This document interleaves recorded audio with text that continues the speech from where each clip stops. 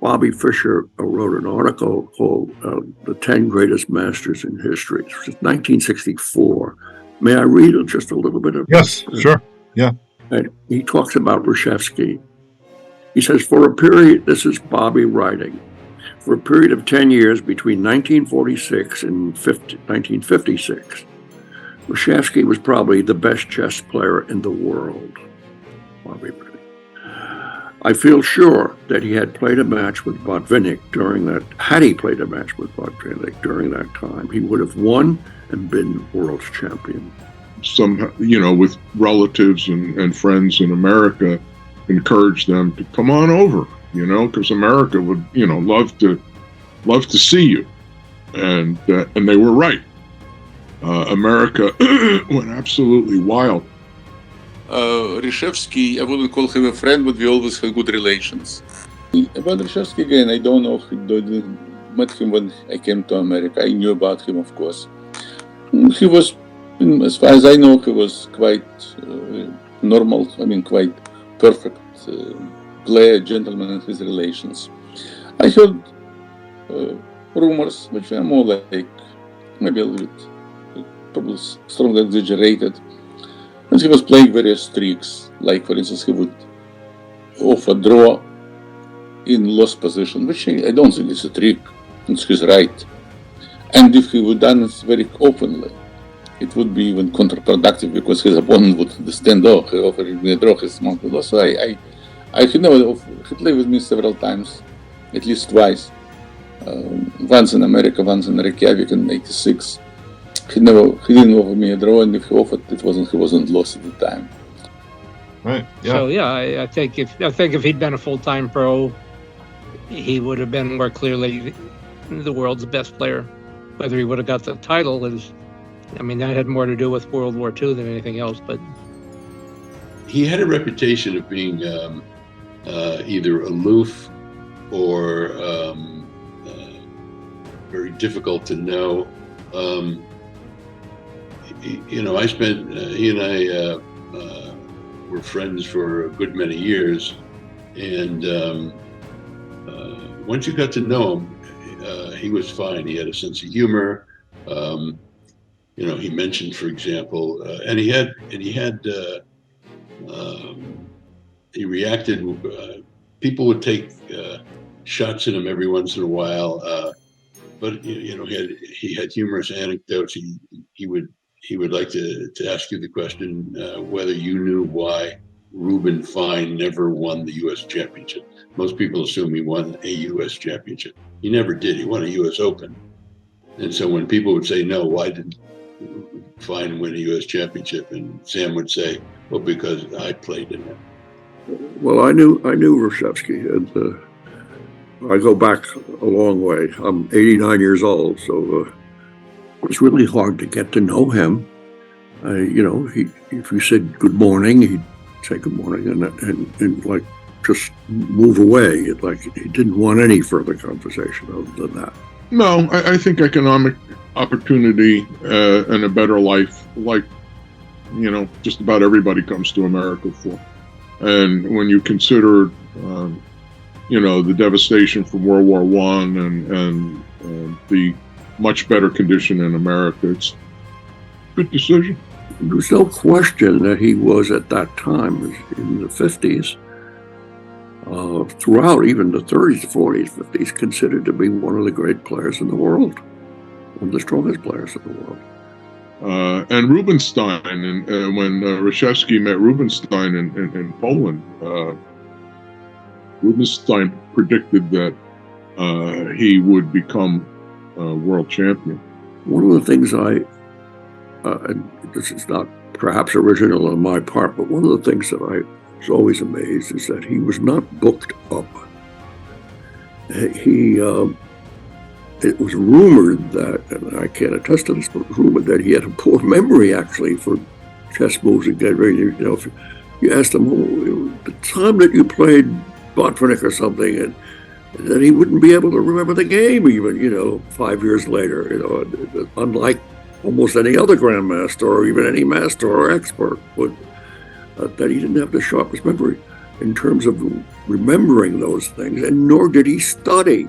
Benko once went to his house up there in Spring Valley, New York, and said, "What chess books do you have here?" And Reshevsky had like 3 books, and they were all of books that he had written or had ghosted for him. And that, in some ways, if you think about it, makes Reshevsky shine higher, because when he sat down at the board, it wasn't anything he got from a book, and certainly not from the internet, because it didn't exist. And he was figuring these things out. That's why he always got into not always, but almost always got into time trouble. He didn't know that opening. Or if he knew the first 2 or 3 moves of the opening, he didn't know anything else about it. And he figured it out, which makes it greater in my mind in some ways than Fischer. Because Fischer was the ultimate bookster. He studied, he knew everything, every game that Spassky played before, and he could recite it. Every game that Spassky played before he played Spassky for the World Championship. Reshevsky couldn't do that, but he had a mind. He was like a machine, like a true machine a tremendous feeling of concentration and Sitzfleisch, sitting in that chair, like this, and smoking a cigarette or smoking on a pipe. And, I think if an atomic bomb went off in New York City, he wouldn't have heard it. I mean, he was just completely engrossed, trying to figure out what the next move was going to be. So he got into a lot of trouble in terms of time trouble. And so he had to learn to play speed chess, if you will. And he was a great speed chess player. But sometimes if you're playing and you have 20 moves to make in 5 minutes and your opponent has a half an hour, you may not be able to make it. On the other hand, Reshevsky once said, when I am doing that and moving quickly, sometimes it disturbs my opponent, and I get a plus from that. So that was it. And then so you had probably a family that was educated, lived reasonably well. Let's call them a middle-class existence. They weren't rich, certainly, and yet they had friends and relatives, and they came over. And you figure 1921, the world's starting to recover from World War I. But you have to also realize that from 1914 to 1918, Europe was laid to waste. It wasn't that people were, able to spend a lot of money on some little chess kid, or for that matter, even chess tournaments.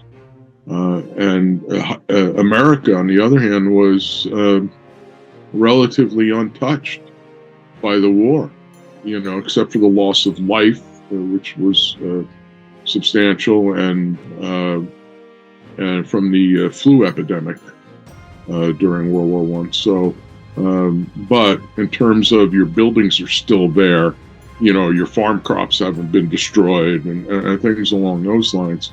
America was ready to enter the Roaring '20s, and it was a marvelous economic opportunity. So they showed up in New York in 1922, and he started giving exhibitions. That's what he was. His personality on the chessboard while he was playing chess was like his personality off the chessboard. He was removed. Yeah, and there may be some people that are around. I know, fortunately, he's not around anymore. Bert Hochberg, the editor of Chess Life for many years, was close to Reshevsky. And some of the members of the board of the Manhattan Chess Club were close to him in some ways, but I never heard anyone really saying they got close to Reshevsky or what Reshevsky was like personally.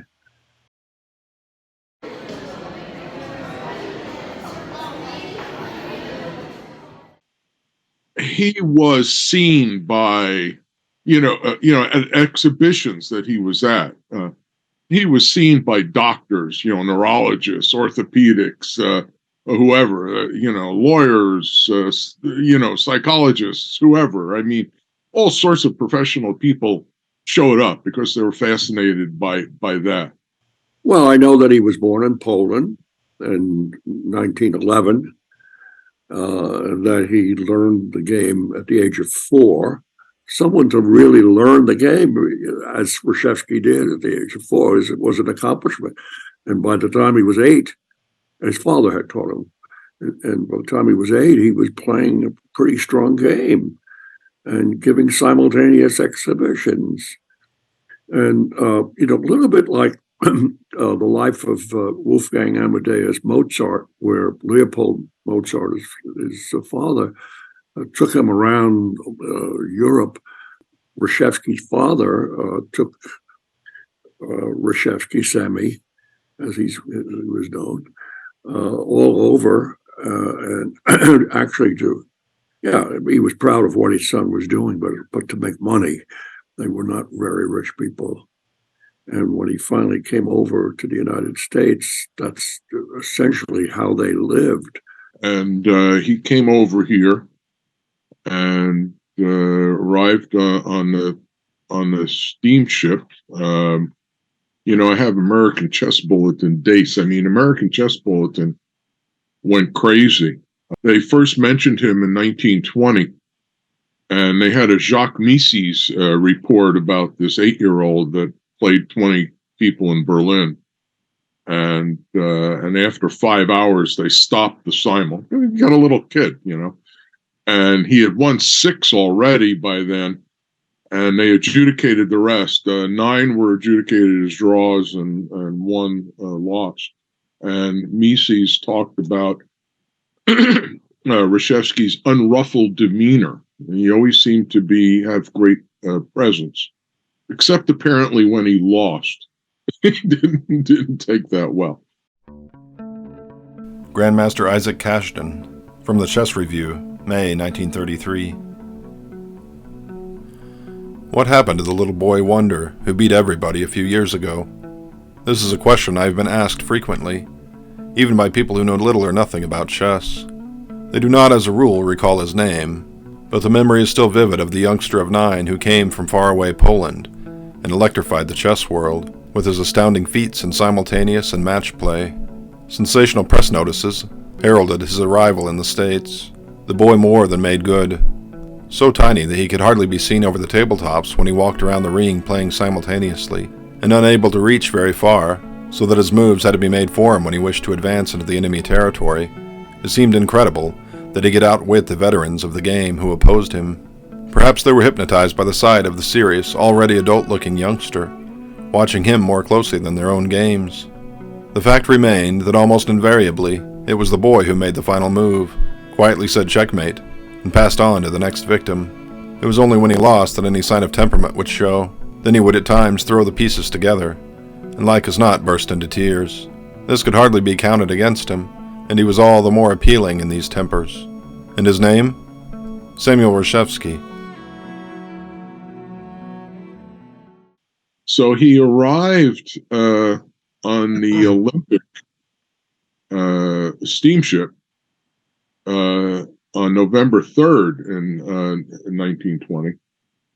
And he had given a simul on the ship, so the kid couldn't even get off the ship before giving a simul. And what was interesting was Herman Helms ran out to meet him and brought his pocket chess set and showed Reshevsky a position. He says, "Do you remember this position?" And Helms had gotten a position from a blindfold game that Reshevsky had played in England against the former British champion. And Reshevsky looked at it, thought for a second, smiled, and said, "Oh, yes," and then gave the rest of the moves of the game. And so Helms figured, oh, wow, So he was a celebrity in Europe. There's an interesting thing I found in a Daily News article, and they let me quote the thing. It says, "Picture him playing chess with General von Hindenburg while the latter had his headquarters in Lodz, Poland, in the early months of the World War, when little Sammy beat the man to whom the whole world had become a chess game, with human beings as his chessmen." And Sammy is quoted as saying, "He never beat me," said Sammy, who at that time was only 5.5, "but he wasn't so bad. He gave me 1,000 marks." So when you think about this quote, I mean, this is during the World War, so somehow Reshevsky was, attracting attention, and he would go on to meet Harding as president and things like that. So people were just fascinated with him. I asked him if he spoke Polish. He said no. His family only spoke Yiddish. So when he got to this country, he had to learn English. Any of the simultaneous exhibitions that you see pictures of, I mean, people are crowded in. I mean, it's and I think this is the 1920s, and we're not talking Central Air here. So it must have been stifling. And but people were packed in. Everybody's dressed up in a suit and tie. The whole business.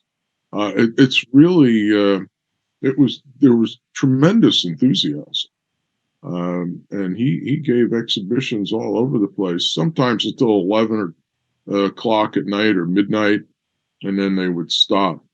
But so he would do 3 or 4 hour exhibitions, and it's remarkable. For an 8-year-old kid, any way you look at it. And then, of course, people, there was the untoward incident of his arrest. The Society for the Prevention of Cruelty to Children went to children's court and got a warrant. And the parents accused of exploiting the boy for financial gain, as was their manager. And here's an example. You can see the headline. He had to show up in court, and I mean, on the one hand, I could see a society like that being concerned that, because you have to remember, we just went through the progressive era in America, where child labor laws started to be put into codification in cities all over the country. So here you have a kid, working till midnight, a little 8-year-old kid. I mean, this is a hard labor. And they took him to court. And what was interesting is that the Reshevskys and the manager were very clever. They turned it into a public relations campaign. They managed to get some, it's like anything. You get a newspaper guy, and the Daily News came to the rescue here. And I'll read the article. It says, "Sammy lives in general the life of any healthy, normal American boy who loves baseball and handball, boxing and wrestling, is enamored of the movies, indulges in bicycle riding with great zest, and likes automobile rides. And then they quote Sammy as saying, "I like baseball and I'm a pretty good catcher. And our gang plays every afternoon. It's good for the muscles." And I'm like, oh my, they're really putting that one out there. I I was like, these guys are they're really pouring it on about, hey, this is just a normal, healthy kid. He gets up at 8:30 every morning. He says his prayers. He goes to school at 9:30. There are 2 teachers at the school that are devoted to him. One teaches him English and arithmetic, and the other Hebrew. He finishes school at 4:30. He rides his bike around the streets. Imagine that in New York City. And when he comes home, he reads chess books. And then he has Joseph Schwartz, the star of the Chicago Opera Company, gives him singing lessons. I mean, how do you see this little kid as being somehow oppressed or exploited, and the kid saying, "Oh, this is so silly"? Can you tell the story about him meeting Charlie Chaplin? Yeah, I'm not sure there's much of a story there. He also met Douglas Fairbanks on the movie set. There's a picture of all 3 of them together, not just the 2 of them. The funny part about that is it was just an ad. They were playing with a Troika set. And Troika was, he was the guy that made that famous chess set. They're still revered today. They were a standard tournament set. And if you look closely at the picture, anybody that's a chess set collector, maybe Chuck Grau would notice it.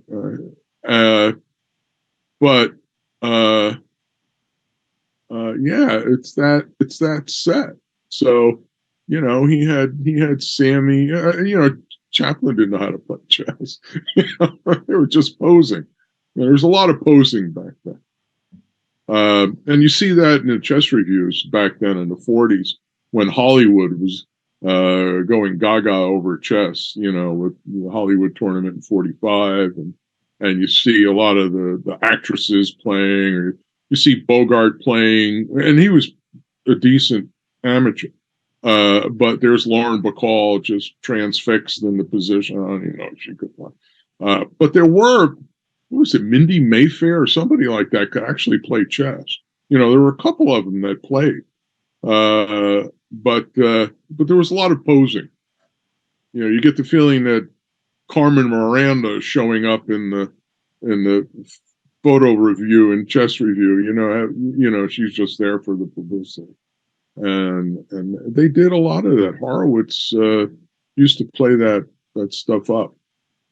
So just typical. So no more than an ad.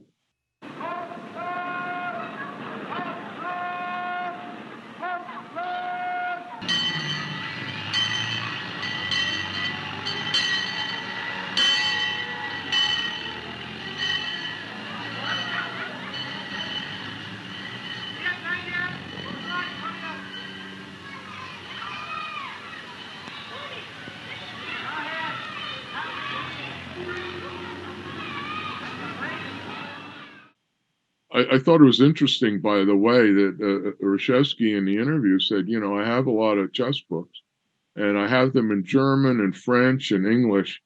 And he mentioned 2, so this for chess players, this will be fun, that he really liked Schackmeister Steinitz by Ludwig Bachmann, a very well-known German author at the time, and Methode des Schachspiel, by Tarish. So he was going through games, just playing and playing through games. Now, about this time, they find it also convenient for them to leave New York and go on a transcontinental tour. And they go all over the place. They go all the way out to California. They stop in Denver. They stop in Salt Lake City. the whole business. So he's pretty sure that he's not going to be taken into custody and anymore. So he scoots in and out of cities, and he does this for a great part of 1922. While he was on the tour, they give him a dinner at the 8th American Chess Congress, and Morphy's niece, Regina Morphy, played the Paul Morphy waltz, which I mentioned before. Edward Lasker writes an article saying that Reshevsky is the best simul player he'd ever seen. And if you think about it, look who was doing simuls all over the place back then, but Marshall and Capablanca in the United States. And he was also playing blindfold games and things along those lines. He had a great ability to speak English.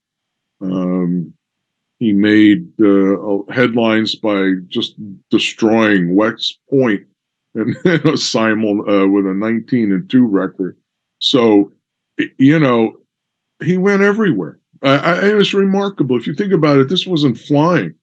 This was getting on a train and going to Baltimore and then Denver and Salt Lake and Seattle and San Francisco and Portland and back. It must have been, I don't know, maybe for him it was very exciting. And then they kind of turned it off. I think they were affected by, people having doubts and stuff along those lines. And there's also a cultural aspect too, because education is extremely important in the Jewish community. So they wanted to make sure, he concentrated on education. So he did play in that New York tournament, where he beats Janowski.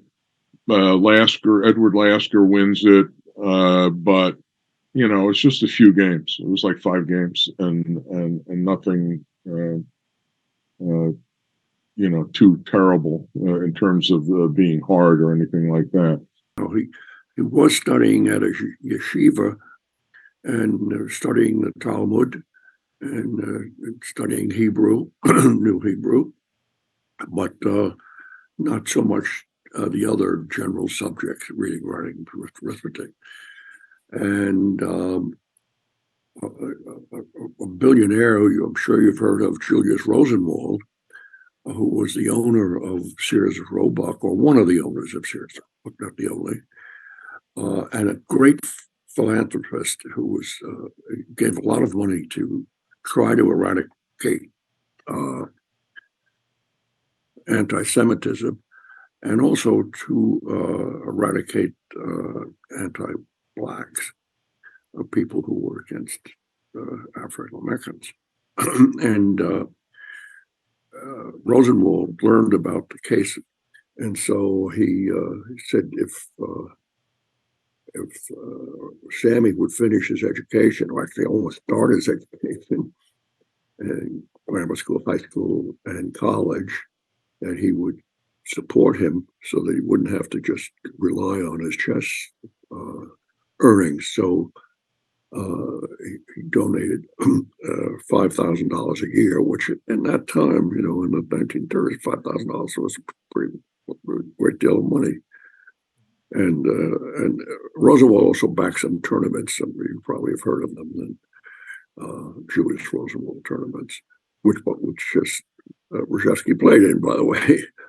So he was a great man, Julius Roosevelt. And if it wasn't for him, in those days, you could be an international grandmaster and hardly make a penny out of it.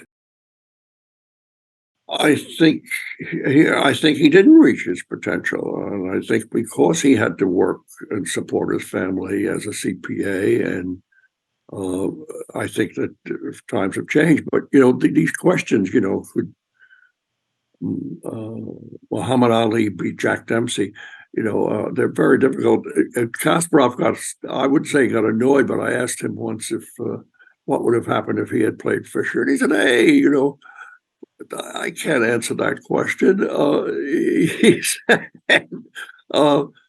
He said times have changed, and Fischer knew a great deal that I perhaps didn't know. That now I know it, and I know material that Fischer doesn't know. And he said it's a he wouldn't say it's a foolish question, but he said he couldn't answer the question, and he wouldn't know how Fischer would do. Right. Well, of course, if you're only trying to talk about how well they actually played, it doesn't really matter what the reason is. But if you're talking about what they could have done, then obviously it does. If somebody like Reshevsky got to his level, and let's say he devoted half-time to chess, whereas someone else devoted full-time, I mean, I can't give you exact ELO value for it, but it's probably not trivial. It might have been, maybe he would have got another 20 or 25 ELO or something if he'd been full-time, which would have been, I mean, that's a big deal. At that level, that decides who's the world champion and who isn't. Right. Yeah. So yeah, I think if he'd been a full-time pro, he would have been more clearly the world's best player. Whether he would have got the title is, I mean, that had more to do with World War II than anything else, but that's a different matter. Yeah. So here he is in 1931. That's like 9 years where whatever he did in chess was mostly reading those books.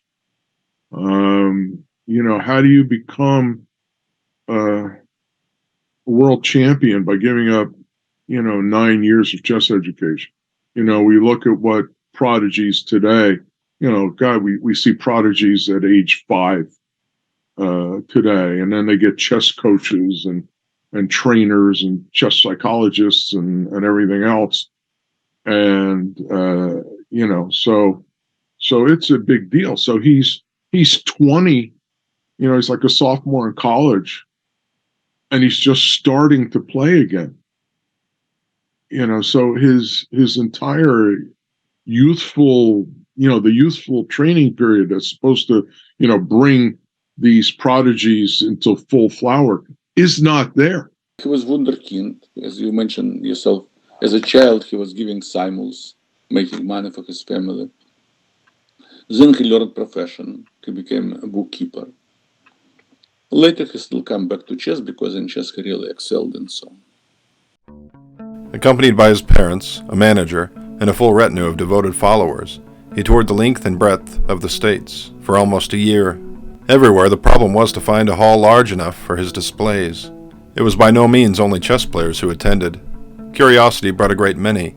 For the first time in history, perhaps, chess was being dramatized. The picture of the boy struggling with a number of grown men, professional men as a rule, with keen minds, was something to remember. Women were present in great numbers, which is most unusual in a chess affair. Mothers brought their children in to see Sammy, in hopes that they might grow to be like him. Chess interest was greatly stimulated, and the game had its biggest boom in years at this time. But somewhere en route, Sammy stopped playing. Less and less was heard of his feats, and he seemed to pass into the limbo of forgotten prodigies. All this was in 1920 and 1921. It was years before he was once again heard from, and the public learned what had happened to him in the interval. When he stopped in Detroit, he met the late Julius Rosenwald, president of Sears Roebuck and Company, who took a great liking to the boy. It seemed to him that the strain of the constant touring and playing was overtaxing Sammy. It was an unnatural life, allowing little opportunity for the normal education and recreation that a boy of his age was in need of.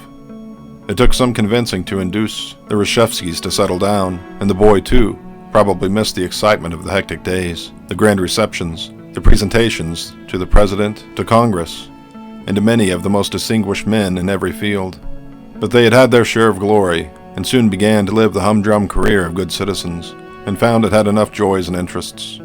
Mr. Rosenwald continued to take an active interest in Sammy, and so did Mr. Morris Steinberg, president of the Detroit Chess and Checker Club, and others who had been attracted to the boy on his first appearance there. After a period of private tutoring, Sammy entered a Detroit high school, passing his courses with little fuss. He was a good student, but also engaged in sports and other activities. There was nothing to show that he was in any way exceptional to his fellows. He had stopped chess almost completely, never playing in public, and only occasionally at home. Few people knew that he was the erstwhile boy wonder. On graduating from high school, he entered the University of Detroit, where he studied accountancy for 2 years. When his parents left for Chicago on business, he transferred to the University of Chicago. He graduated there last February and is at present ready to make his real start in the world. In Chicago, where he was a stranger, Sammy had to look about for new contacts. He met some of the leaders in the chess fraternity and began to show a desire to play. In this he was encouraged, as the boyhood feats were still well known, and there was considerable curiosity as to whether he could live up to the promise he showed in those years. He began to attend the chess clubs in his spare time, but only to play informally, and he took no part of any of the matches or tournaments. Perhaps he was waiting for a real opportunity. It came in the summer of 1931. Samuel D. Factor of Chicago was going by car to Tulsa to take part in the Western Association tournament. He invited Sammy to go with him. School was out, and it was an opportunity for a pleasant vacation, if nothing else. And Sammy accepted. After a hard tournament, the victory was his, though it was the first time since his boyhood days that he was taking part in a public chess affair. His friends everywhere followed the play keenly. He was urged to continue in the game and to make his comeback complete. But he returned to Chicago to resume his studies and again disappeared from the chess world. Last summer was an active one in chess in the West. Sammy took part in the 2 major tournaments, and considering his long absence from the game, performed very creditably. Now, Sammy is at a crossroads. If he continues in chess, he has every prospect of repeating his triumphs as a child wonder. But as a young man looking for his place in the business world, he would have little time for serious chess playing. The time is at hand when he must choose. The chess world is keenly interested in his decision, as it must be in following the career of its most famous prodigy. You know, we are fascinated by prodigies, you know, whether it's music or chess, you know, or mathematics. Those are the 3 areas that seem to engender prodigies. And when Reshevsky was running around as an 8-year-old, there was a girl named Celia Neimark, who was 7 years old, who was being touted as a prodigy. And then there was a young woman in high school in Cuba, Maria Mora. So he showed up on the Olympic, the steamship. And what was interesting about that, I found out when he went back to Europe to play as an adult, he took the same ship, you know, in the 1930s. So, so it's almost 10 years later. This ship is still going back and forth, and Reshevsky's on it. Oh, sure. He was very stubborn about that. He had tried a couple of times in the 30s and 40s, basically spend his full time as a chess professional. But the prize money wasn't there at the time, and it was very difficult to do that. So I believe at one point he sold insurance. Another point he did some accounting. He was always fighting to get paid. That chess players should get more. He very often wasn't successful. Did he reach his potential? Well, I mean, he was one of the top 5 or 6 in the world in the late 40s and early 50s. In adulthood, Reshevsky would win the United States Chess Championship 7 times, over an extraordinary decades-long career.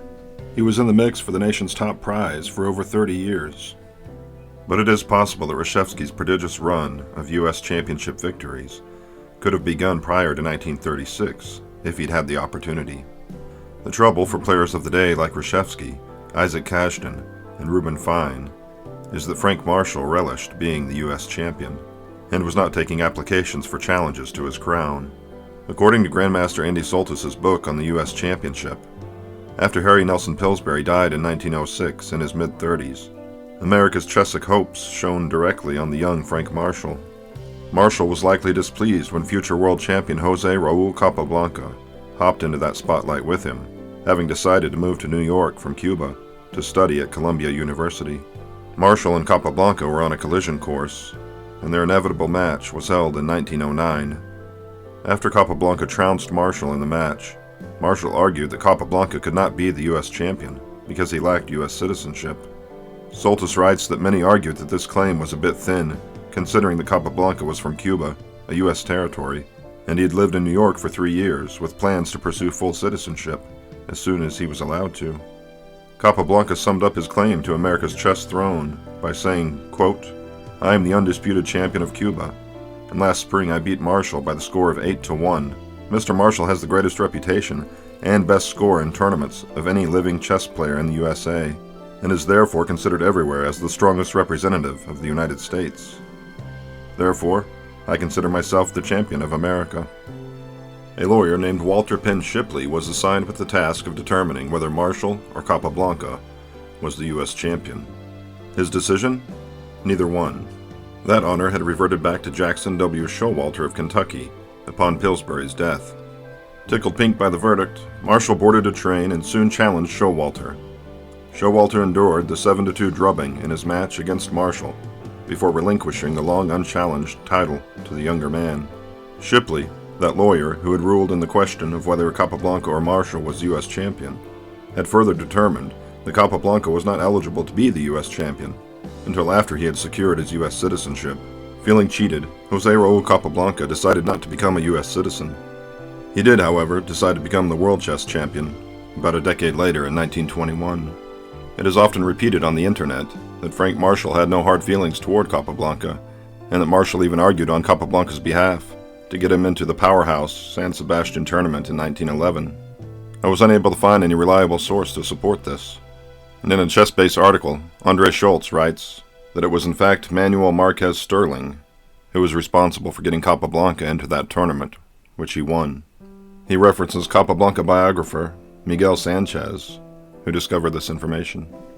In the years between 1909 and 1936, Marshall defended his U.S. championship only once, versus Edward Lasker, not to be confused with the world champion, Emanuel Lasker. Even that single title defense took 14 years to orchestrate, with 2 years of negotiations according to Soltis's book. Though he was otherwise active and successful as a chess player during his decades-long reign, Marshall nearly refused to risk losing the title to a challenger. Soltis writes that it was Harold Phillips who finally convinced Marshall to step aside in 1935. Phillips was a longtime presence in chess and an old friend of Wilhelm Steinitz. Isaac Irving Kazhdan, and possibly Reshevsky, had likely since surpassed Marshall's strength at the board by this time. They would finally get their opportunity to slug it out for the recently liberated title. Reshevsky completed his ascension to U.S. champion over Fine, Kazhdan, and 13 others in the 1936 tournament for the title. In the opinion of Grandmaster Ben Feingold, Reshevsky held more in common with Paul Morphy than just being a child prodigy and U.S. champion. Reshevsky, too, did not consider himself a chess player by profession. Outside the Soviet Union at this time, most elite chess players needed a day job. Reshevsky may have been the world champion at some point if he didn't take several years off of chess and go to school, or if he considered himself a chess player. He's like, I'm an accountant. Very similar to Morphy, who said he wasn't a chess player, he was a lawyer. But the difference is, Morphy really quit chess. Sammy played chess all the time, but he didn't consider himself a chess player. So he played on the U.S. Olympic team 6 times on board 1 over 37 years. Frankly, ridiculous. One time, my dad and a friend of his approached Reshevsky because they wanted an autograph or something. And right before they got to this, he said, "What do you guys want?" So he was furious. So he was always mad, making him a great player. Reshevsky was giving a simul at a very, very, very large building in the Detroit called the Renaissance Center. And it used to be a hotel and had other stuff. And GM bought it. And I don't know if they still own it, but I think they do. So it's a GM building now. But that's good. I can go there whenever I want because I'm a GM. And he gave a simul there. And there was a guy that I knew who was about 2,000. And I was probably 2,200, 2,300. So I was helping him, and he beat Reshevsky. Yay, because, we were cheating. The other funny story is Reshevsky used to live in Michigan because he went to school there at some point. He actually went to school in like 3 different states. He considered himself not a professional chess player, but an accountant. Anyway, So this was way, way, way, way, way before I was born. He was out on a date with a woman, and they went back to her place, and they were outside, and Reshevsky was singing. He must have written the book, Sing Like a Grandmaster. And she said, you can't sing, people are sleeping. And he said, I'm Reshevsky, rawr, which is the right answer. And then she said, get out of here, and that was it. Now, the reason I told you that story is that woman later married a chess player who's also a doctor. His name was Howard Gaba. Gaba was about 1900 at chess. I've played him, he's from Michigan. And he was the doctor that delivered me, even though he wasn't an OBGYN. So that explains, a lot of stuff about that.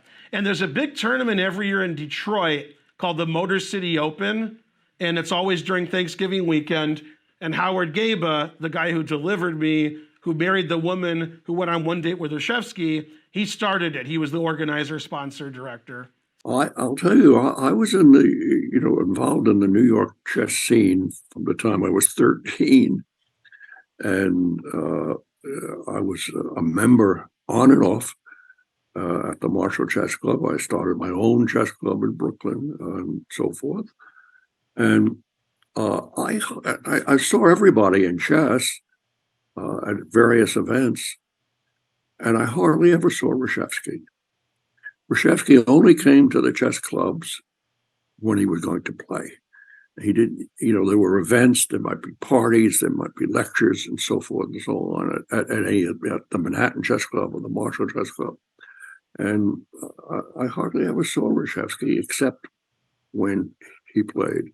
Very strong player, and some moments he was almost equal of greatest like Botvinnik and so on, and at least very close to world championship title. And he still was playing very well when he was already in his 70s, which was very impressive. In America, again, he's one of the greatest ever, of course. Well, I mean, that was all you need to do is look at the score, the cross tables. He at one point, I think, even while Marshall held the title for many years. One of the reasons, however, that Marshall was able to be U.S. champion for so long is that he rarely played a match or in a tournament that put his title at stake.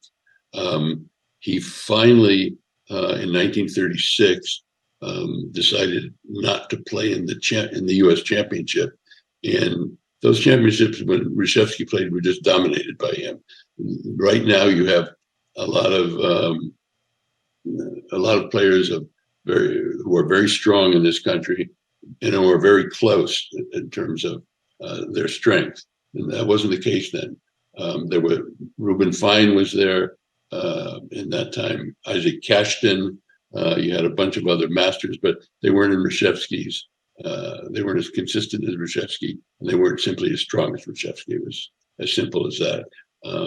That continued into the mid to late 50s. Fischer would eventually emerge. You had the Byrne brothers, but all those came later. There simply doesn't diminish the fact or change the fact that Reshevsky was one of the best in the world, but he simply didn't have a lot of competition in the U.S.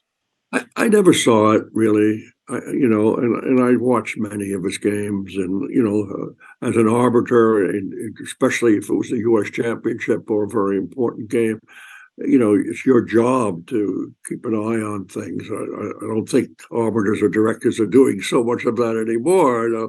But I used to be there a lot. I don't remember seeing any tricks, with the exception, and I don't really consider that a trick, where he was speeding up, and because he only had a few minutes to make the time limit, and that was in effect sometimes disturbing his opponent.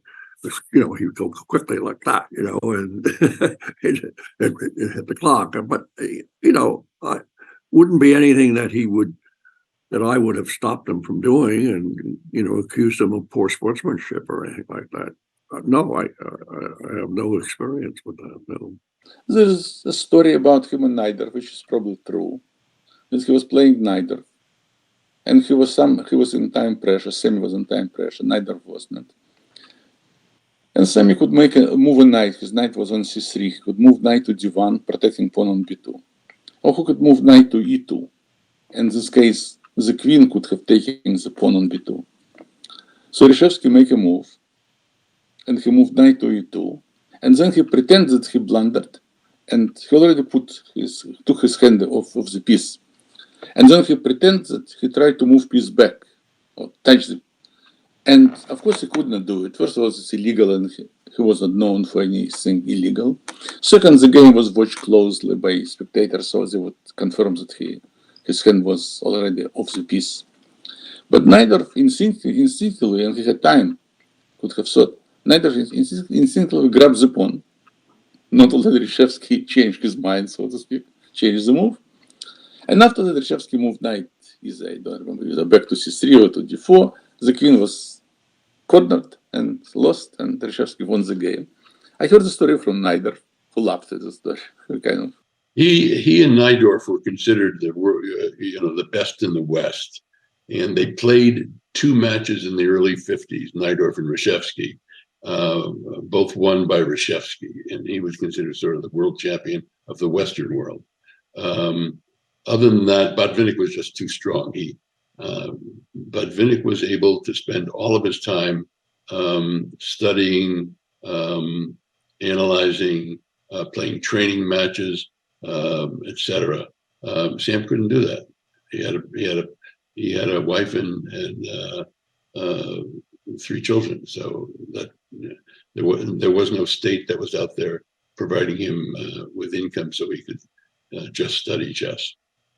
Miguel Najdorf, for whom the Sicilian Najdorf is named, was one of the most successful players in chess Olympiad history, according to the World Chess Hall of Fame. He played in 14 Olympiads over 4 decades, winning 7 team medals and 4 individual medals, 3 of them gold. Like Reshevsky, Najdorf was born in Poland. Najdorf settled in Argentina by the early 1940s and was among the best players in the world in the 1940s and 1950s. He also set a record in 1947 by playing 45 opponents blindfolded. That record stood until 2011. Reshevsky and Najdorf had 51 encounters over the board that I could find. Beginning at the Olympiad in 1950, that game was a draw. The bulk of the saga between the two took place over the next 7 years. The results were one-sided starting out. In their first 11 games, Reshevsky won 6 games along with 5 draws. Najdorf managed his first win against Reshevsky in their 1952 match, billed as the Championship of the West.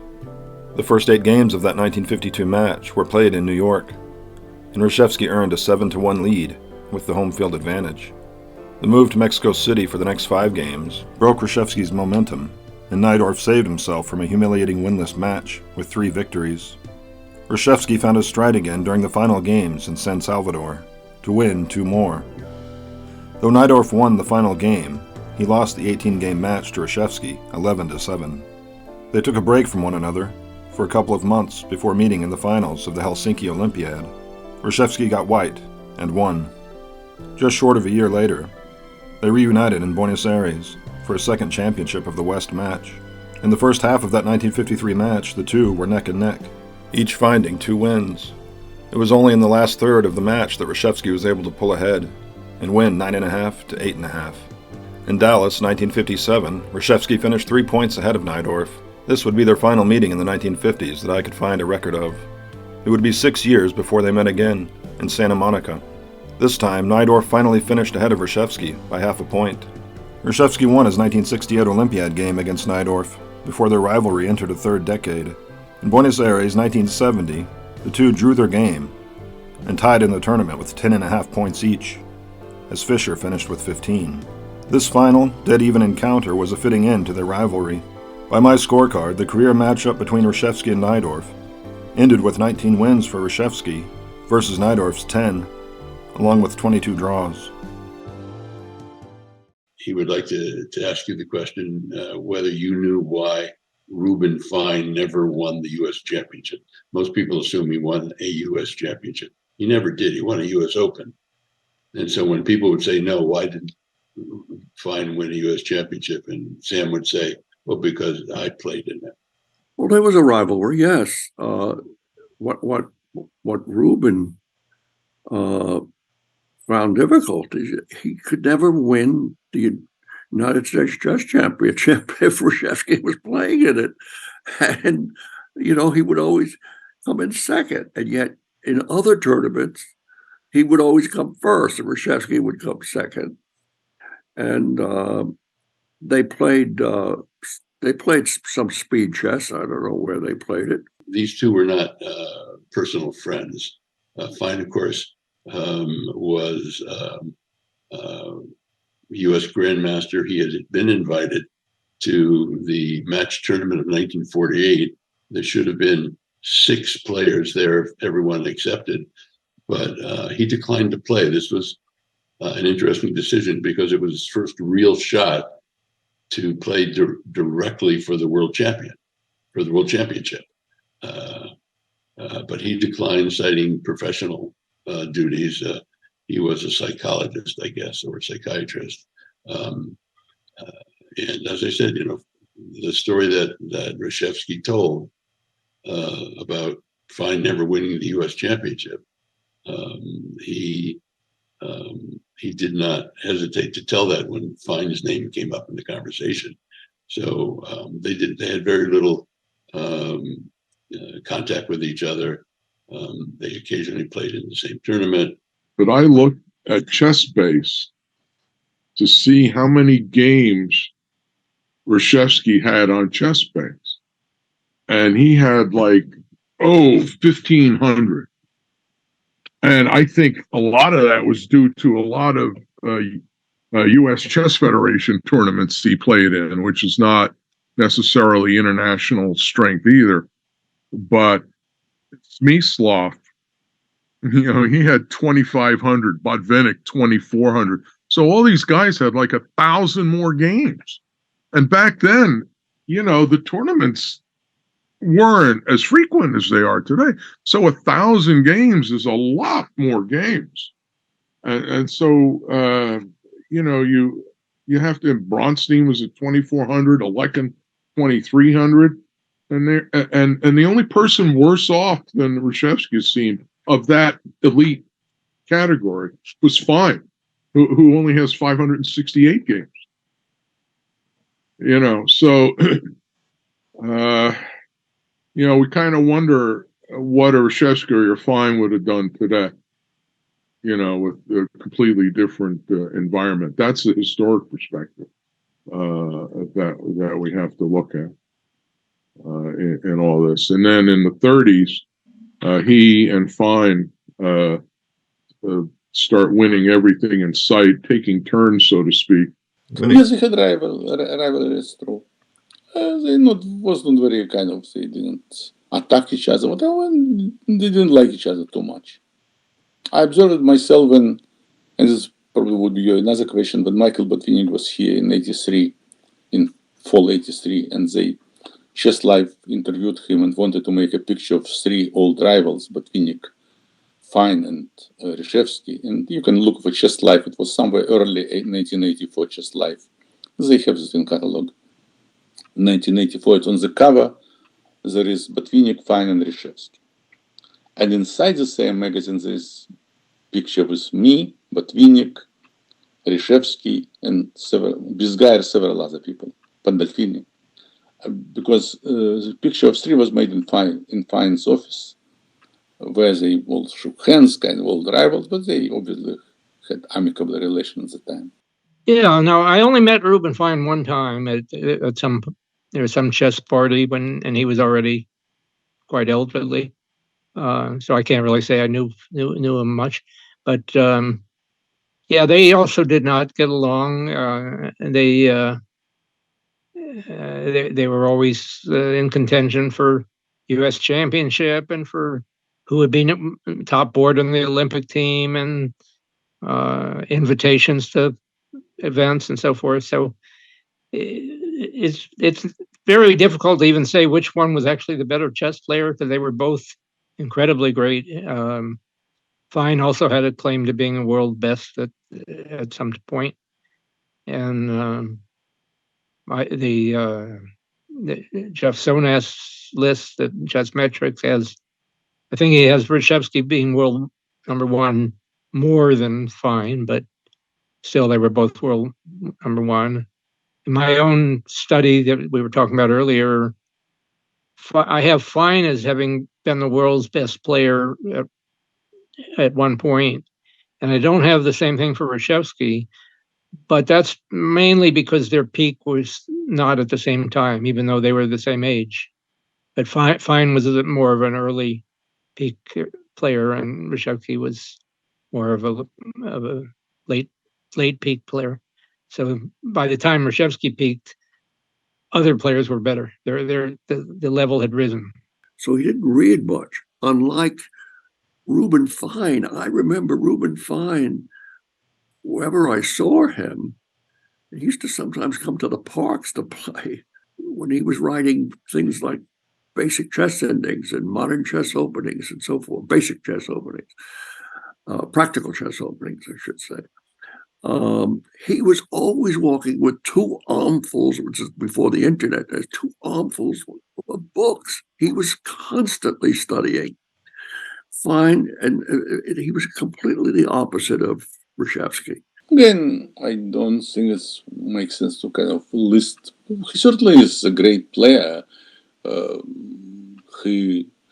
Ruben Fine, they were both world-class players. They could both compete for world championships. They both were in fact invited in this tournament in '48 in Moscow. Reshevsky went there, Fine decided not to do because Fine retired from chess and moved into this field of became second analyst. No, Reshevsky was on the top of chess for practically all his life. They were rivals. They were also rivals for money, as I pointed out, well, at least once a year at the Met League Marshall versus Manhattan match. Ruben Fine was known to be he would teach you something if you paid him, and in those days that wasn't really done so much. I knew Ruben because he actually was my shrink for a period of time. His fee was $55 a session, but $55 to me was a lot of money at the time. I was a young man. I was basically almost just getting out of my teens, but so I got to know him as a patient. He was a great player, and also, by the way, a bit aloof, but wonderful player, speed player, and everything. That was about it. Fine, of course, is probably best known for the 6th edition of Basic Chess Endings, which was the standard endgame book, probably until Dvoretsky's Endgame Manual came along. There was always a rivalry between the Manhattan and Marshall Chess Club, and I was a Marshallite. And Reshevsky, by the way, a lot of people don't know this. When Reshevsky started playing, he was a member of the Marshall. And people think of him only as a member of the Manhattan. Well, in those days, people would play, William Lombardi, he'd be at the Marshall 1 year or 2 years, and then all of a sudden he was a member of the Manhattan, and others bounced back and forth. There was also a monetary aspect that arose among the top grandmasters, like Reshevsky and like Ruben Fine. I knew Ruben very well. And that is, they wanted to be paid to play in the annual Marshall Manhattan match as a part of the Metropolitan Chess League. And whoever paid the highest amount, did Manhattan offer you more than the Marshall, then you play at the Manhattan. Otherwise, you play at the Marshall. So you can see Reshevsky playing for the Marshall 1 year, and then the next year playing for the Manhattan, and back and forth. But he was more a Manhattan, right? And I never saw Reshevsky come to the Marshall except during that match. Now, there may have been some times that I wasn't there. But boy, back in the 30s, when Reshevsky finally played in the Olympiad with the American team, they blew the world out. I mean, that's how strong they were. I think we kind of underestimate them, but in the 37 Olympiad at Stockholm, it was fine, Cash Dan and Reshevsky and Horowitz and Marshall. I mean, they won 15 matches, drew 3, and just finished way ahead of everybody. It wasn't even close. I mean, they could have taken an entire match result away and still won.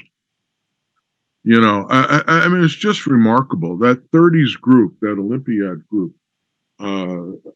it was, I don't know. If I had to pick a baseball analogy, I'd pick the Yankees from 49 to 53. You know, that same thing. You win 5 world titles in a row. Well, this group, they were absolutely terrific. And that's when Marshall was past his prime. You know, he had already retired. But Cash Dan was, considered the little Capablanca and the Kleine Capablanca. And then you had Fine and Reshevsky. Heck of a group. The time that I spent the most amount of time with Reshevsky was when Bobby was playing in the United States Championship. I guess it was 1963/4, 1963, where he won every game and didn't draw any. It was an incredible moment. So I was the assistant arbiter or co-arbiter of that tournament with Hans Kmuck. And when Hans couldn't be there, I was there. He often couldn't make the adjournments. I could, so I was there. And so for a period of a couple of weeks or more, there was Reshevsky every day, and I had an opportunity to see him. He was a bit taciturn, I would say closed. Quite honestly, I don't remember him smiling. I mean, not necessarily at me or anybody else. He was just a very serious kind of guy who'd come in, sit down at his board, and somebody said he had ice water in his veins. Well, I mean, he acted sort of like that. I don't know if it was out of shyness or out of some other personality defect, but he was not a particularly likable person, quite honestly. And others have told me that as well. I mean, it wasn't just that reacting that way to me, but to others. All right, so this is a famous game between Fischer and Reshevsky. And Reshevsky fell into an opening trap on the black side of the dragon. So we'll look at it.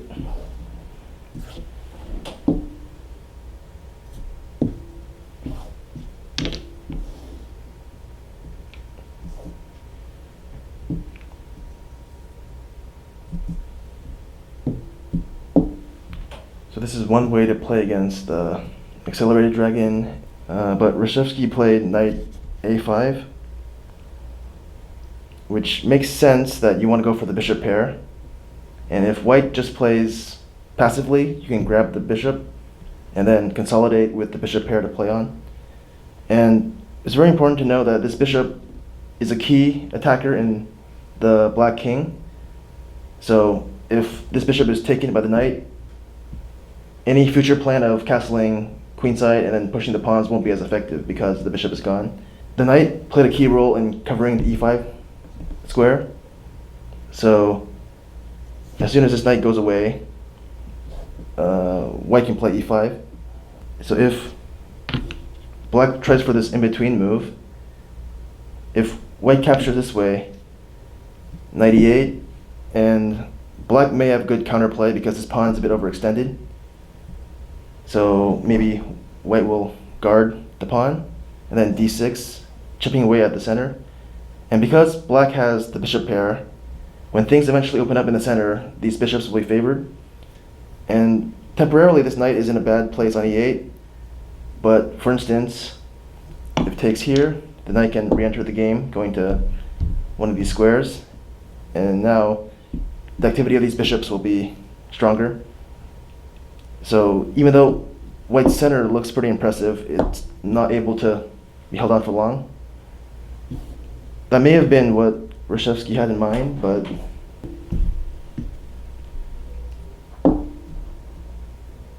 the key here is if knight takes here, white has this in-between move, taking the knight. And so if black takes here, white's up a piece. This means that black has to go for the exchange. And the problem here is that playing queen d2, castles, and then taking the knight, which can't get out. And now white has bishop h6, winning the exchange, or even h4, h5, going for kingside mate. And the point is that this knight is lost, so white isn't even down much material, if at all, and he has good attacking chances. Just like we looked at before, black is counting on temporarily having a knight on a bad square, but eventually getting the bishop and then playing d6, opening up the center, and reactivating the knight. But I think what Reshevsky missed was the tactic takes f7. The point being, if king h8 or rook takes here, let's see this, knight e6 actually traps the queen because you can't take, the queen is lost, and the queen doesn't have any escape squares. The bishop covers here, knight covers c7. It's the same if king here, same idea, but now black doesn't even get the bishop. And king takes is probably the best option, but this still works because the queen is still trapped, and the only difference between king h8 and rook takes is this. But there's a queen d5 here. Eventually, black's king will get mated because it has to keep going upwards. And I think something like this, rook g1, and there should be mate either on g4, g5, but the king cannot run to safety. This is the best that black can do. He has two pieces for the queen. It should be still lost, but there's some practical chances where the two minor pieces can somehow take advantage of having like 4 minor pieces versus 2. There's some material imbalance, but Fischer ended up playing very well and not making sure the position stays very active so the queen can play a big role. By the time Sam Reshevsky was regarded as the chess champion of the Western world, the adolescent Bobby Fischer was still losing club games against William Lombardi. In a scene that is reminiscent of the 8-year-old Paul Morphy observing the U.S. Championship between Charles Henry Stanley and Eugene Rousseau in New Orleans in 1845, Bobby Fischer observed, scorecards in hand, as the greatest players in the world did their work in front of him at the Roosevelt Hotel.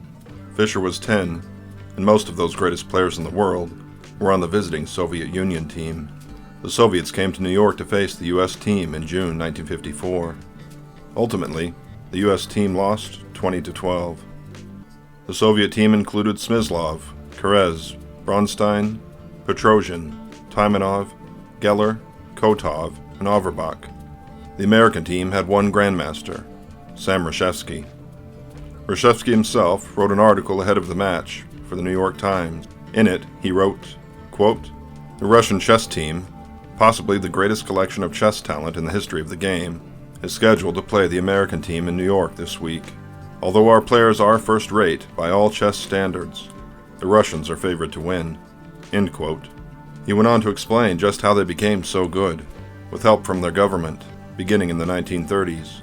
Quote, "Through the Ministry of Sport, encouragement of mass interest in chess was made official government policy.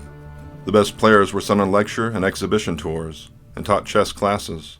Clubs were formed in Army and Navy units, small towns, schools, and universities. Chess libraries were opened. Children down to the age of 6 were taught the rules and intricacies of the game. Because the base was already so broad, the program caught on. Now, Russia generously rewards its best players, and criticizes them publicly and severely if they do not measure up in international competitions. Most professional Russian players need do nothing but play chess to earn a good living, unlike players elsewhere in the world. The top players in Russia are accorded a social eminence of a major movie star or basketball player in this country. When world champion Mikhail Botvinnik enters the Moscow Opera House, he is loudly applauded. When he leaves, he is surrounded by autograph hounds." End quote. In his book on Bobby Fischer, titled Endgame, Frank Brady wrote, quote, "In the mid-1950s, the Soviet Chess Federation had 4 million members, and playing chess wasn't just required in elementary school, but compulsory in after-school activities. Youngsters who possessed talent were given special training, often working one-on-one with grandmasters, who were tapped to groom the next generation of world beaters." End quote. Chess had become part of the Cold War. The young Bobby Fischer, who would eventually face 14 of the men on stage, and his mentor Carmine Nigro, were at the match at the Roosevelt Hotel, along with members of area chess clubs. 1,100 spectators assembled, according to the book Endgame. Donald Byrne, of the U.S. team, said later that he was so nervous prior to the match that he tried reading Nathaniel Hawthorne to take his mind off chess. Ruben Fine was also at the U.S. versus USSR match. Though Fine, probably America's second-best player, was not on stage. He was retired from chess and was among the civilians in the audience. Long before Fischer would win redemption for American chess, Dr. Ruben Fine, a psychoanalyst, visited him on the request of Fischer's mother. Under the pretense of Fine wishing to play a few games with the young prodigy, Fine accepted the invitation to analyze Fischer's mental health. The obsession on chess worried the 12-year-old boy's mother. When Fischer realized Fine was assessing his mental health with the questions he asked during their games, Fischer bolted from the board and put an end to the 6-week subterfuge. Brady writes in Endgame that Fischer would give Fine an angry look any time he crossed paths with Fine in the years to come. The humble Fine wrote, quote, "It becomes one of the ironic twists of history that of the 2 leading American chess masters of the 20th century, one almost became the psychoanalyst of the other." End quote. Fischer got his first win against Reshevsky, and his first win against the Grandmaster, at the Manhattan Chess Club. The adult Fischer would later be dismissive of the win because Reshevsky was playing blindfolded, and the two used a now unusual time control of 10 seconds per move. At the 1956 U.S. Championship, Reshevsky beat the 13-year-old Fischer. At the 1957 U.S. Championship, Fischer managed a draw. At the 1958 U.S. Championship, Fischer won his game against Reshevsky. Each year, the distance between Reshevsky and his prime grew, as Fischer grew nearer to his.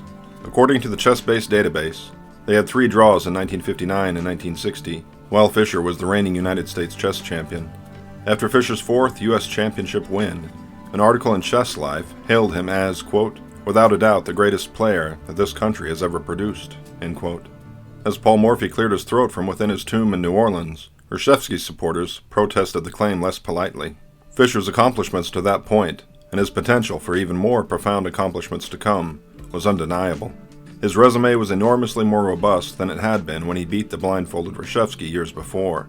But had it already eclipsed Reshevsky's? By 1961, Fischer had won 4 U.S. championships, though mathematicians may point out that this is fewer than the 6 Reshevsky had sitting at home. Fischer had played in the Candidates, the tournament which determines who will challenge the reigning world champion. But so had Reshevsky, and he had finished higher than Fischer.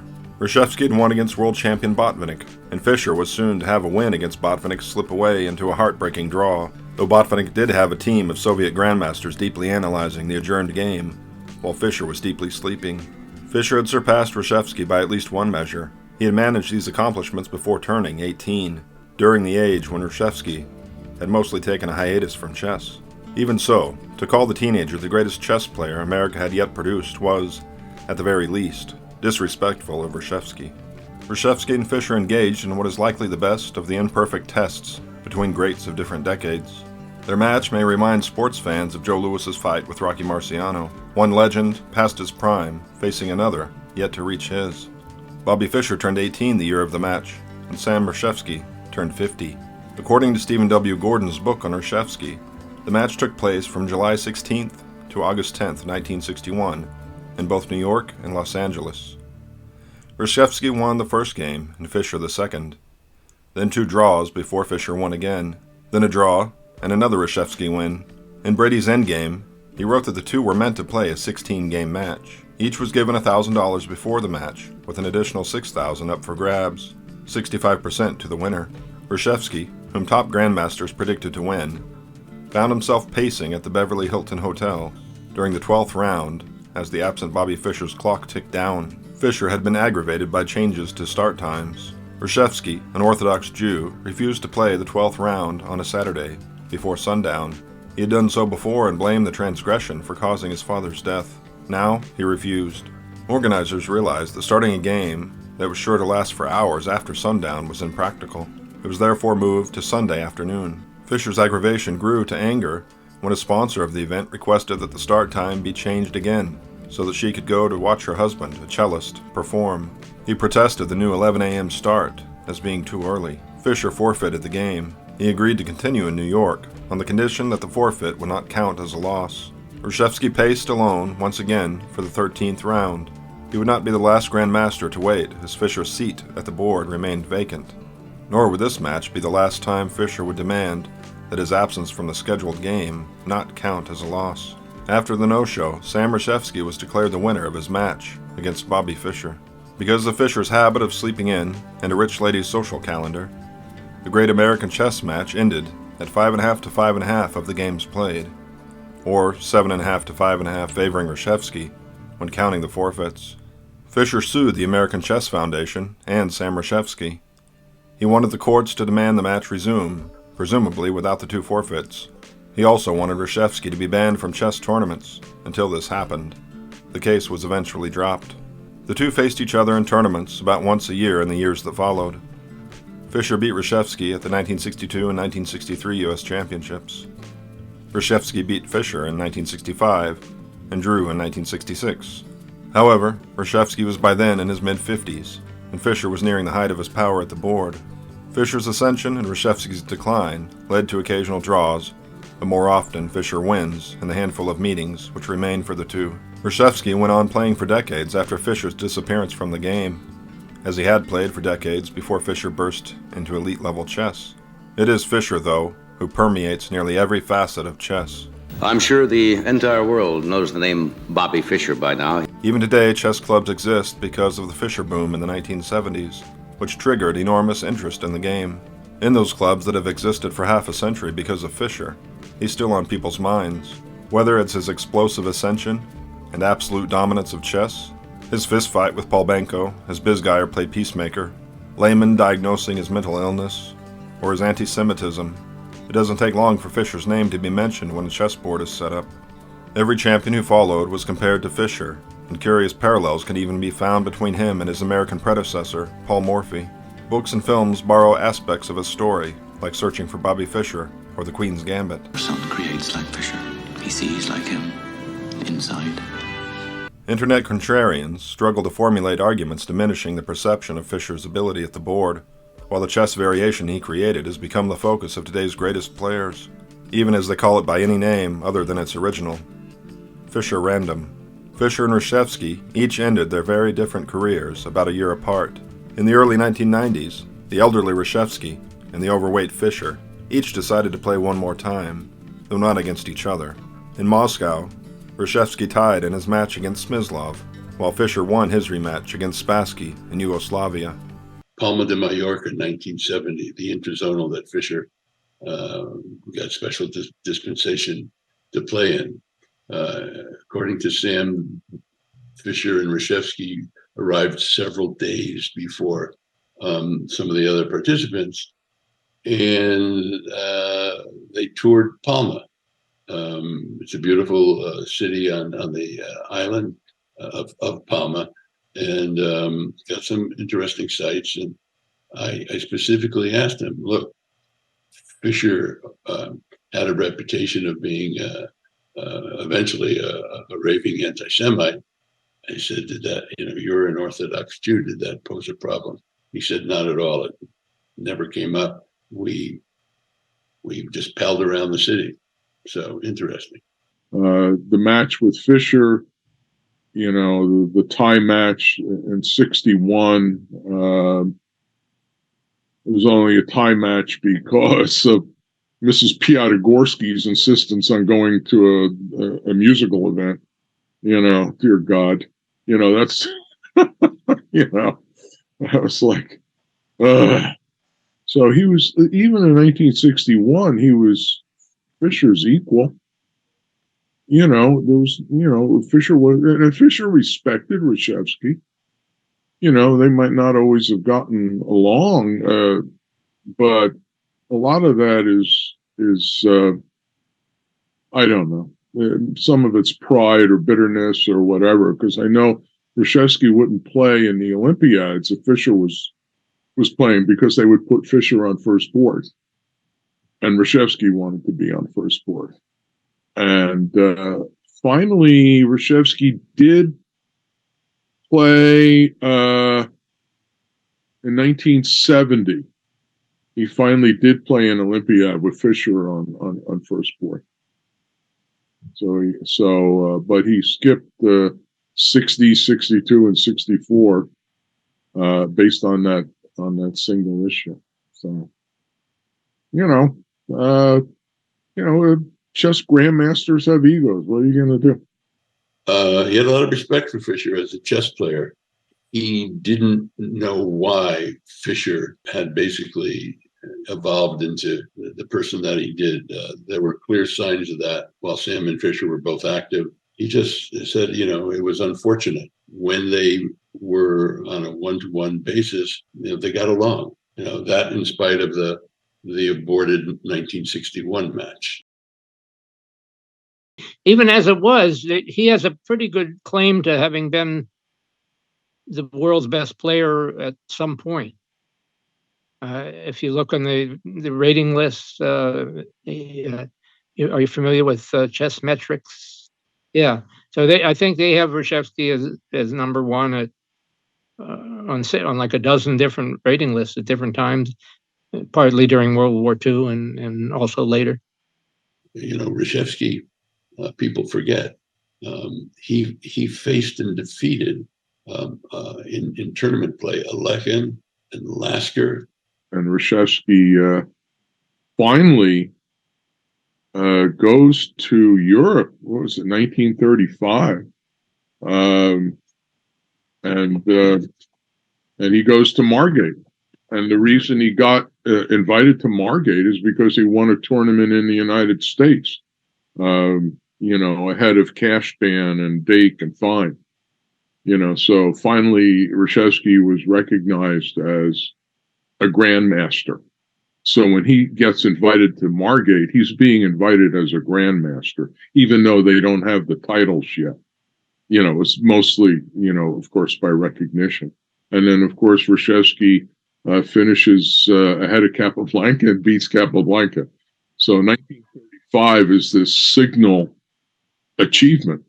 So, he was a really, really great player, even with the disadvantage of not being a full-time professional. And he was always a little bit of a lightweight on the openings. Like his opening knowledge was not as good as some of the real professional players. Like, for example, there's the famous time Fischer caught him in a known opening trap on move 7 in the Dragon and sacrificed the bishop and won his queen. That's an example of what I'm talking about. Okay. So if he'd been a full-time professional, he probably would have known something like that. Yeah. It seems like, because he would have to compete against like Botvinnik, who I think was getting paid just to study chess, from what I understood. But yeah, it seems like that kind of mismatch would be a handicap to try to be the world champion then. Right. And yet he still did it well, and he did play a short match with Botvinnik. It wasn't for the world championship, but they did play a match as part of the radio match, U.S. versus Soviet Union. And if I remember right, Reshevsky won the match. Bobby Fischer wrote an article called The 10 Greatest Masters in History. It was 1964. May I read just a little bit of Yes, sure. Yeah. And he talks about Reshevsky. He says, for a period, this is Bobby writing, for a period of 10 years between 1946 and 1956, Reshevsky was probably the best chess player in the world. Bobby Redding. I feel sure that he had played a match with Botvinnik during that. Had he played a match with Botvinnik during that time, he would have won and been world champion. And he goes on and on. It's an interesting article, 1964, just wrote. But that was Bobby's opinion. And, Bobby said it spoke as he believed, and he wasn't just, and this was after they had played their match, and Bobby forfeited the match. And after there was problems in the courts and everything else, but he still admired what Reshevsky could do as late as 1964. He played in the Avro, which is abbreviations for radio station there in Holland. And that was considered to be the strongest tournament pretty much up to that time, with the exclusion of 1924. He didn't play in 1924, he was too young. But he played in that, and he didn't win it. Fine and Karras tied for first. And that was considered to be almost a candidates tournament, because Alekin had died holding the title of world champion. So they had to find a world champion. But then it was considered to have a candidates tournament in 1953. And he played in that, and he did not win that either. Although in both cases, he came up, if you check the cross tables, and you could see he came up, tied for third or tied for fourth. Can't remember now which. But, there's no question that he was at that time in the 50s, throughout even the 30s, 40s, 50s, considered to be one of the great players in the world, one of the strongest players in the world. And then something very sad happens. In 1953, he's in the candidates tournament. Zurich 53 could be the strongest tournament ever. I know they have rating differences today that, but that's all baloney. Because you really can't justifiably compare ratings today with ratings back in 1953. It's just a different pool of players, different pool of ratings for that matter. So, but that doesn't seem to bother anybody. So anyhow, Reshevsky comes in second in the tournament. And years later, Bronstein, just before he dies, blows the whole thing open. He confesses that the Soviets were told to go basically easy on each other, try hard as hell to beat Reshevsky, and that they wanted, Smyslov to win the tournament. So the fix was in by the Soviets. Reshevsky was cheated out of a chance to face Botvinnik. Now, what you need to do then is put this also in perspective to some other person, and that's Bobby Fischer. And Fischer studied all this stuff, and I'm sure he went through Zurich and realized that the Soviets were not trying all that hard in their games, but it was a different style. Fischer would notice it, so he realizes that the Soviets are cheating, and we know now that they were. And in 1964, when Fischer is interviewed about the 10 best players in history, he lists Reshevsky and makes the statement that the strongest player in the world around 1950 was Sammy Reshevsky.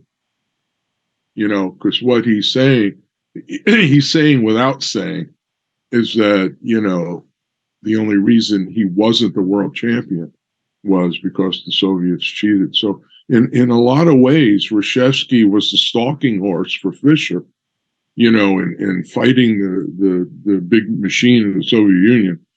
And that's why Fischer raises a ruckus. When I was in Moscow in 2008, I was visiting the Moscow Central Chess Club, and as a guest of Averbach, Grandmaster Averbach, and there was a photograph. They had a small museum in the club, and with a number of photographs and little statues and things like that. And there was a photograph of Smyslov and Reshevsky playing. Now, they played in various tournaments, including that candidates tournament in 1953 and so forth. And I said, so what tournament was that? I couldn't see the background so well. And Averbach said it was like a secret match that was played right there at the Moscow Central Chess Club between Reshevsky and Smyslov. That Reshevsky was visiting Russia, and he always felt that he could beat Smyslov, and yet he didn't. He had a lifetime minus score against Smyslov. And they played like 4 games, and it was totally unpublicized. And it was even. That was sort of interesting. Wow, Whether or not it was true, I don't know. I had a feeling that maybe it wasn't true, the story. But, although Averbach was a fine, upstanding man, but something told me there was something wrong with the story. But Averbach was a great guy, too. I really liked him a lot. Well, he was a religious Orthodox Jew. He followed all the dietary laws and all the other traditions that came along with that. In fact, he suffered his fatal heart attack while he was in synagogue on a Saturday morning, one Saturday morning in April of '92. I had their column for 8 or 9 years. A big column, they often give me even sometimes it was 400 words, sometimes 2,000 words. So I make a big interview with Sam Reshevsky after this tournament, ask him about chess. I also ask him some question related to his religion, like, for instance, when he would pray to God. He said, look, I wouldn't usually pray to God to give me a win. Because, say, especially in Swiss, maybe I would win today and then lose tomorrow with another player. So I usually ask God to do whatever he thinks is good for me. But before last round, if I need to win to say be first, I may pray for win because I would feel that my win would be to the kind of moral benefit of my religion, which is the right religion. So I think it's my right to ask God to, if he agrees with me, to grant me a win. We discussed with him his not playing on Shabbat, which he said, you can play on Shabbat. And some chess players like Boris Gulko, who also became religious, played on Shabbat, at least initially, but they had someone to push clock for him because the clock would create electricity, which is not allowed. But Sammy said that his rabbi explained to him that it's better not to play at all because he said if you play with a friend, it's okay. But if you play professionally, basically playing for money or for something, then it's a work. It's kind of work. So, and you shouldn't work on Shabbat. So he decided not to play on Shabbat. A lot of chess players resented his not playing on the Sabbath. Not playing from Friday evening till Saturday evening. And that's when chess tournaments are played. But he was a devoutly religious person. So you can't criticize a guy for that. Although some people did. He was respected. He was fairly well liked. He turned 80 in November of 1981, and I organized basically a get-together, call it a party, if you will, to celebrate his 80th birthday. It was had at a kosher restaurant in New York City. He lived Spring Valley. Was about 45 minutes to an hour north of New York City, not that difficult to get to. It was organized. It wasn't a surprise. And a lot of the top grandmasters showed up. In an interesting twist, the U.S. Chess Federation was holding some meetings at the time. And there were some people there that were obviously invited. They knew about it. And the word went out that, these meetings were too important. At the time, I don't know if Glenn Peterson, who recently passed away, was the editor of Chess Life then, but he may have been Chess Life for Kids. I really don't remember, but he occupied some position in the USCF, and he basically told me this was a slap in the face. It was an insult to Reshevsky if they didn't show up. And he said, they may fire me, but I'm showing up. He did. I don't think anything happened to him.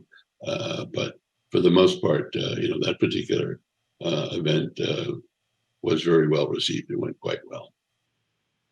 Okay, could you tell me about the 1972 U.S. Championship and your game against Reshevsky? Yeah, so at that time, Reshevsky was still, a serious contender for the U.S. Championship. And, I mean, he was already about age 60, I think, but he was phenomenal still. And I was one of the lowest rated. I just barely got into the tournament, so I was lucky to even be there.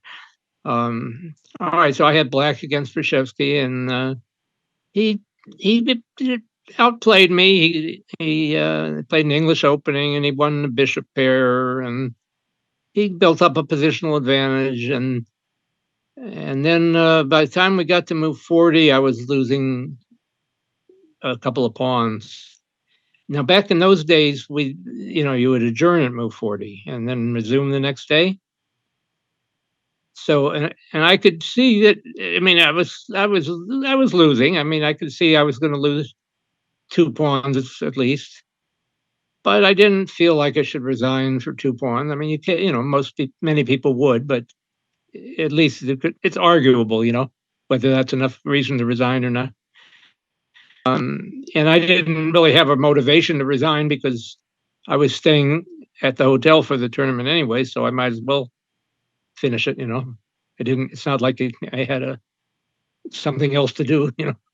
So I wanted to, we adjourned the game and I sealed my move, or maybe no, he sealed his move. Sorry. So, but then he did something that you might consider a bit either rude or unethical, or however you want to look at it. But he tried to convince me to resign. He said something like, I live all the way in New Jersey, and it's like an hour to get here, and can't you see this is, resignable position? He's trying to talk me into resigning. So I said, yeah, I mean, I know I'm losing. It looks like I'm going to lose a couple of pawns here, but I don't feel like that's enough reason to resign. So then he said, what are you talking about? You're not losing a couple of pawns. You're getting checkmated here. And I said, what? What are you talking about?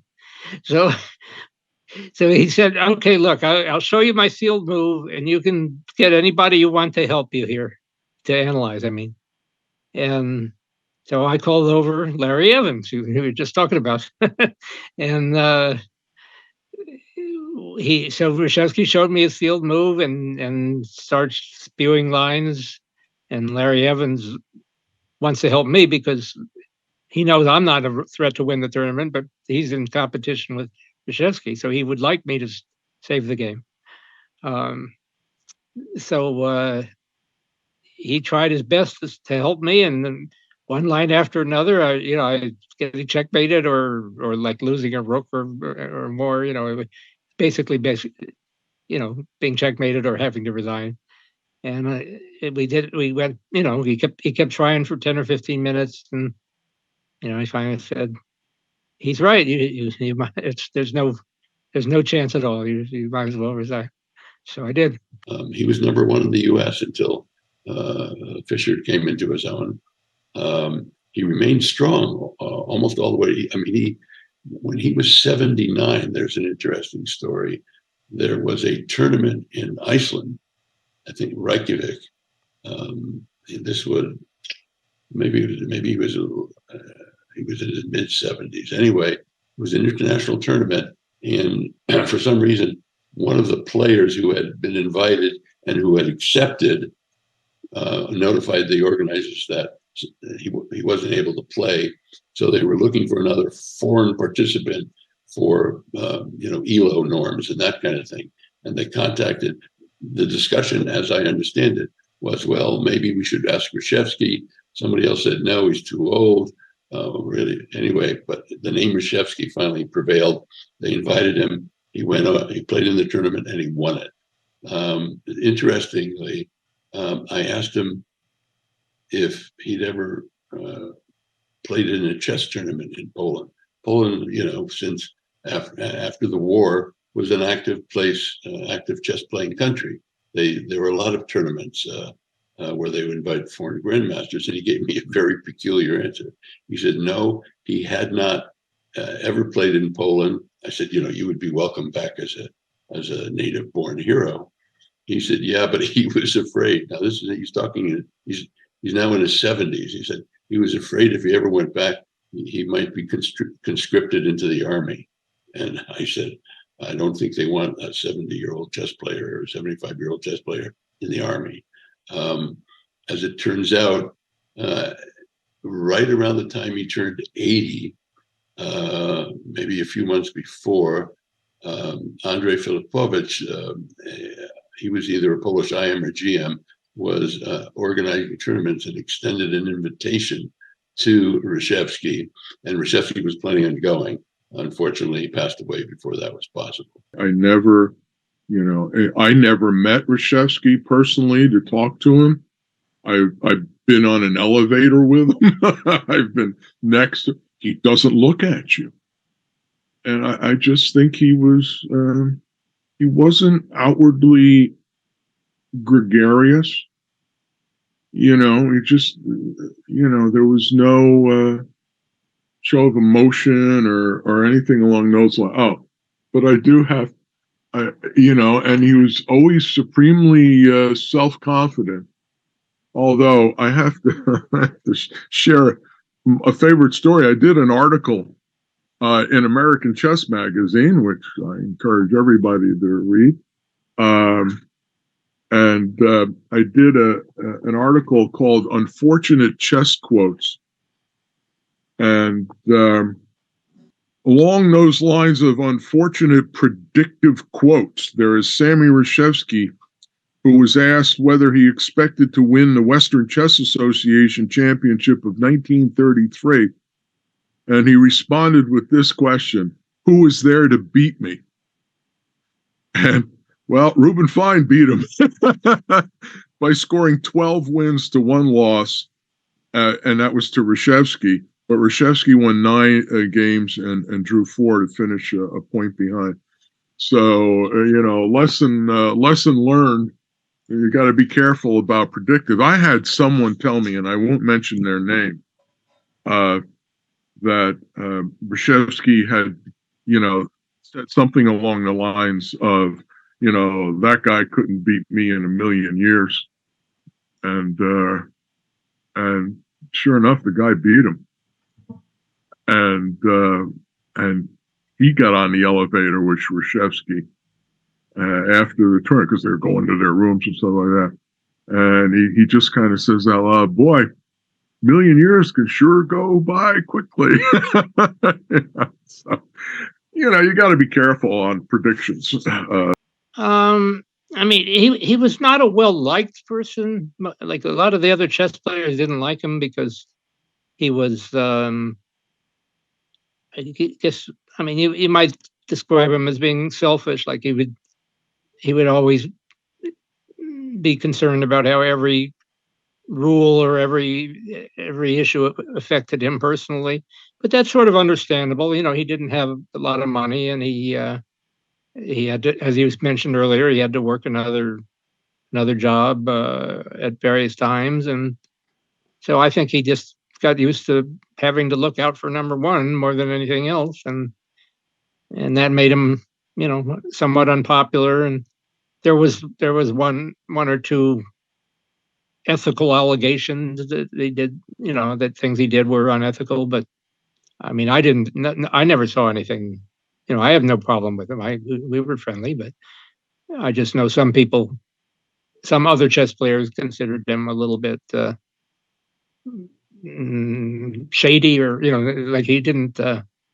They didn't think of him as the most upright, honest person in the world. But I wouldn't say that based on my own experience. I have no reason to say that. And this was just kind of a question I wondered, did he prefer being called Samuel or Sammy? I called him Sam. I didn't call him Sammy. I didn't call him Mr. Reshevsky. Called him Mr. Reshevsky when I met him for the first time. And he said, "Oh, just call me Sam." He was always, described as being very self-assured, of being calm, had great poise, in all these tournaments and exhibitions and things like that. So, you can look at, those as positive features that you probably need to be a champion. And so, you could consider that bad or whatever, but I consider it just part of the overall feeling that you have to have this kind of supreme confidence to win, because if you have doubts, then you waste time at the board thinking about, oh my God, am I doing the right thing? He was, one of the greatest players ever to play chess. Well, club players today really don't know much about chess history. Perhaps before Fischer, sometimes even after that. In terms of his legacy, though, he was the strongest player in the United States, probably from the early 30s to the early 60s. Fischer didn't dominate American chess till probably around the match he had with Reshevsky. Fischer hadn't, in my opinion, had not reached his peak prime yet when he played Reshevsky in '61. And until that time, Reshevsky was the number one U.S. player, period. I know people could contact him and he would play correspondence games with them, or he would do analysis of an opening for them. I knew one guy that had paid Reshevsky to analyze a two knights opening. And so the first question was just, how did you meet and get to know Reshevsky? In the early 80s, I had an ELO in the low to mid 2200s, and I was interested in instruction, getting someone to help me. I wanted to reach 2300. And Reshevsky lived in Spring Valley, New York at the time, and I lived in Milford, Connecticut. And that was about an hour to hour and a quarter. It was right over the Tappan Zee Bridge going from Milford. So the time was not bad. I started seeing him. His instruction was fairly good.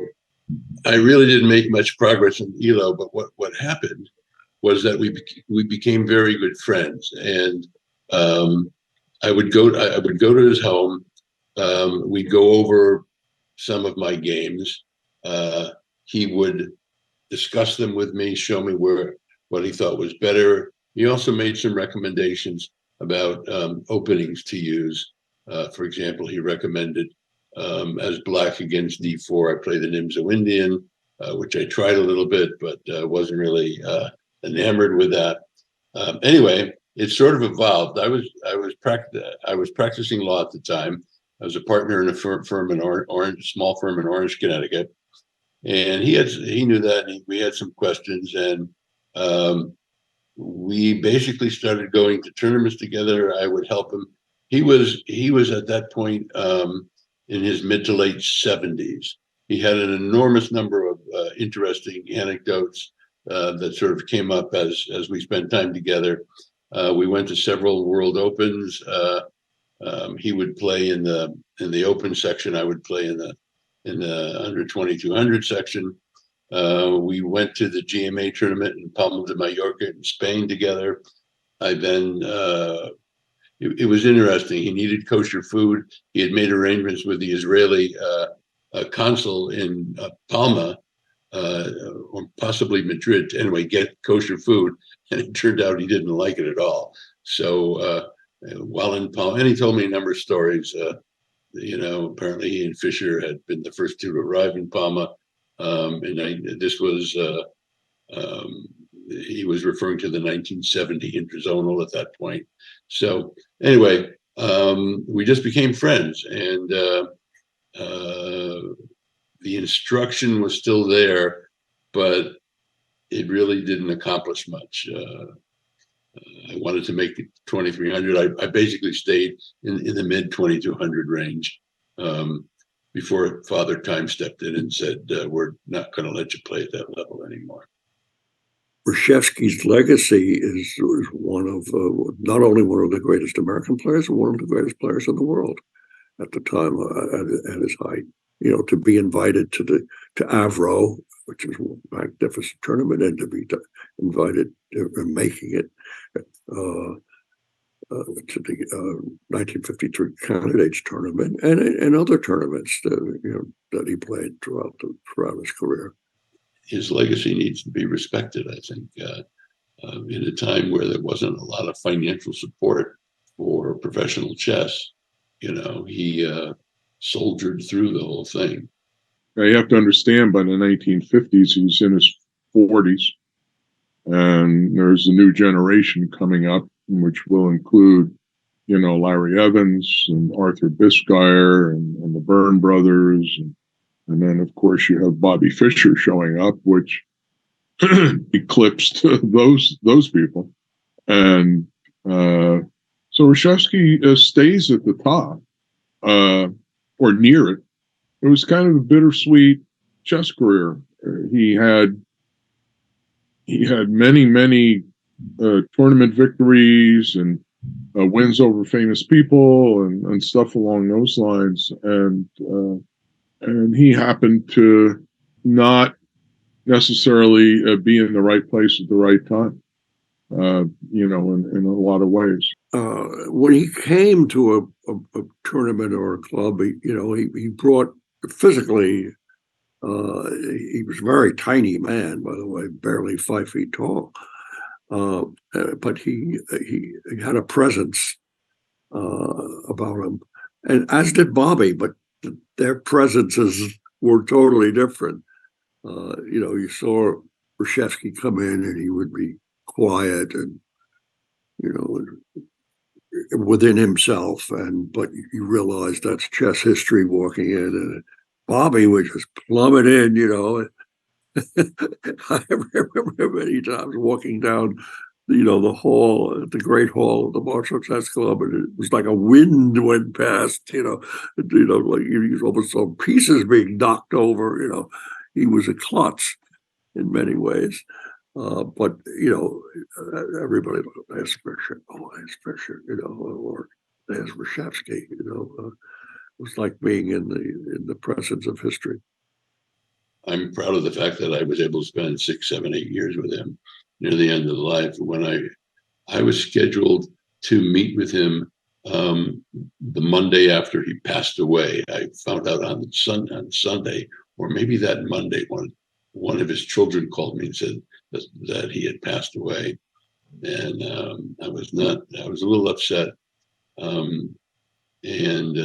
actually called Larry Evans, friends with Sam for a long time, and I told Larry that he had passed away. So, and it was a heart attack, you said? That's my understanding. Yeah, there were actually. My understanding further is that there were at least 2 doctors in the synagogue at the time who immediately started to attend to him, but the heart attack was too massive. And we have to appreciate the time and the circumstances. Here's a guy who comes out of a World War I culture, ends up in the Roaring '20s as a little kid, and then goes and disappears to get educated, and comes back out in the '30s and has a flurry of tournaments, and then World War II happens, and then in the '50s he comes back, and he's right at the top, with the very elite of the chess world, and then a little bit later, a Bobby Fischer comes along. So, he had trials that he had no control over.